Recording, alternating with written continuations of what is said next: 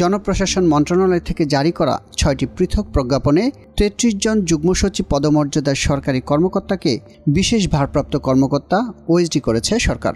১৯ ফেব্রুয়ারি জনপ্রশাসন মন্ত্রণালয়ের উপসচিব মোহাম্মদ তৌহিদ বিন হাসানের সই করা প্রজ্ঞাপনে এই নির্দেশনা দেওয়া হয়। এতে বলা হয়, এই প্রজ্ঞাপন অবিলম্বে কার্যকর হবে।